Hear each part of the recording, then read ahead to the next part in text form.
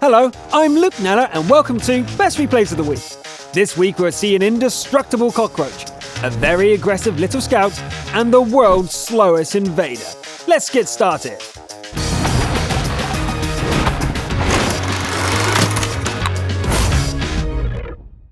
In some parts of the world, the T-54's nickname is Cockroach. This week's steel ball is Zap from the North American region, and this roach keeps scuttling no matter how hard it's stepped on. The map is mines, and Zap lands on top tier. The T-54 is a medium tank, however, and there is some serious firepower on the enemy side. The Cockroach scoots forward to guard the high ground. Enemy top tier heavies are tough nuts to crack, but they aren't indestructible. Excuse me, I need to go take care of something. Heads up! Death from above! There's a cheap foreign cockroach here, a pair of panthers scratching at the paint, and a low-tier TD. Oh, and a KV-3 apparently. Shells rain down on the T-54, but it's all bouncing off. Ouch! Except that one. Is this thing asleep? Hi! The enemies are down to a pair of TDs and the noose is tightening. Zap drives up and takes out the last one. Victory for the Cockroach! That looked almost easy in the end, but take a look at these numbers. 5,500 damage blocked and over 8,000 points dished out to the enemies. Well played, Zap. Let's stick with the T-54 and see how the light version performs in a combat scout role. Lucas DeWitch from the EU region will show us how it's done. It's a sunny day on Sand River as Lucas speeds off to do reconnaissance. That's 6 of them. Now to keep them lit up for the team. This tank has teeth as well as speed, it dances like a butterfly but stings like a bee. It's time to pounce. That's 3 kills now without taking any damage. Enemy scouts in the allied base? Let's just see about that! Hua! Take that! Too bad about the arty though. It's time for payback. There's no escape. Without Lucas, this capture could work, but the speed of the T-54 makes it futile. You're dead. That just leaves the arty, and Lucas doesn't quite get to it in time. Victory with 7 kills for the fighting scouts. That was fun to watch. Mobile and aggressive play is what we like to see. Nice work, scouts. An invader doesn't necessarily need speed or stealth. A capture win is all about timing and making the right choice. Dr. Deberwhoop has a go at it with a T-28 prototype. The game is played on cliff, and the good doctor lands on the top tier. Most of the team head east, while the TD stay back to guard the western road. A T-34 comes sniffing around, and all the doctor needs to do is keep it lit up for the other TDs. There's an enemy scout up here. Gotcha! And here's another fast target. Stop right there! And it's gone. On the other hand, the team's doing poorly, and the enemies are almost at the friendly base. The doctor turns around and takes out 3 enemies in rapid succession.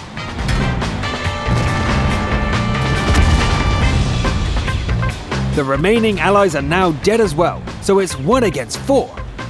The next enemy is a premium Jagdtiger, and it tears off a chunk of HP before dying. 3 enemies left. The Bulldog's up there somewhere. The doctor creeps slowly backwards and... boom! 2 more to go and the slow speed of the prototype is a real problem. The doctor needs to figure out what the enemies are doing. There! The SVG is going for the cat. The T-28 cruise at full speed and pounces! Only 1 more to go. It's just the IS now, and less than 4 minutes on the clock. The doctor makes a beeline for the capture circle. But is the prototype fast enough? The capture proceeds with agonizing slowness and finishes literally on the last second. Win by solo capture with the full 15 minutes played. Nice! That was cutting it a bit fine, but it proves that you don't need speed when you've got the timing. GG. Next up is a defender from the bottom of the pack. Sea Falcon from the EU region drives an M7 on Prokhorovka and tries to save the day. The M7 is pretty weak, but it's fast and carries plenty of ammo. The speed gets Falcon into position, and the ammo count apparently means that you can just tape down the trigger. There really was someone there. Falcon seems pretty sure nobody's getting paid to bring back any ammo. The little tank shifts targets as needed, and eventually the sheer volume of fire starts to bring in results. This is actually very impressive from the bottom tier medium tank. Heads up, Hellcats!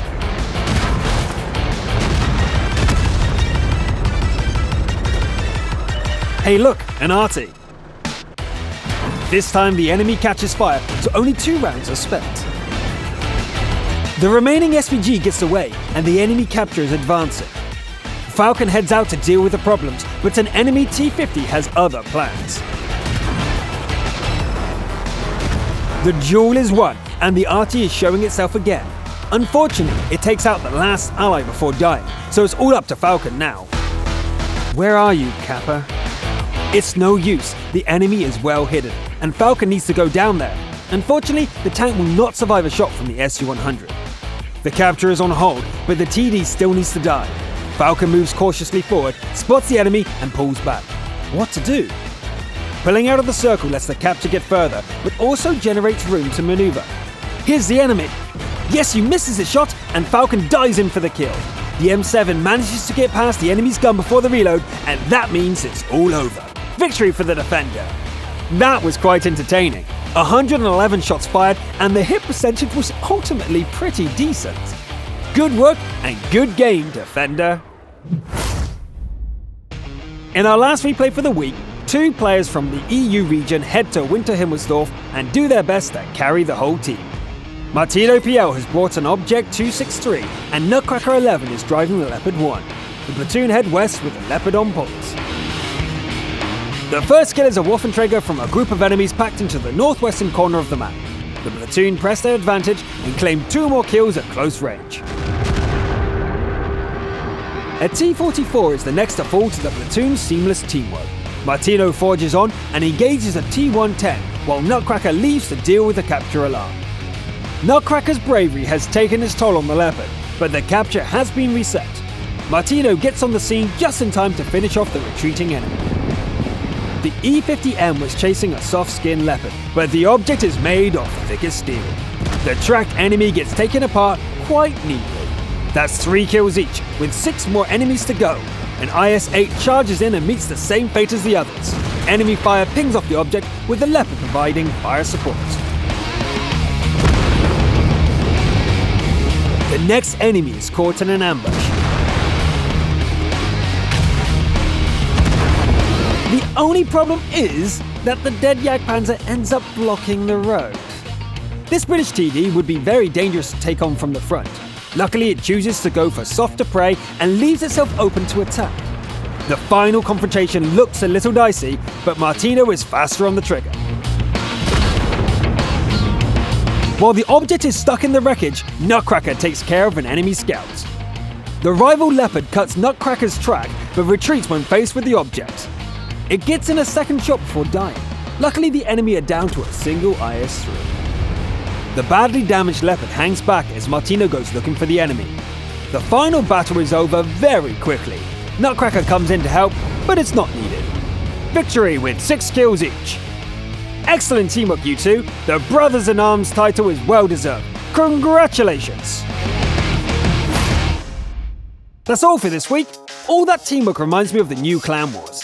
Fending off clans trying to take Istanbul. I had this one replay where I was the last guy, down to 1 shot, and managed to hold.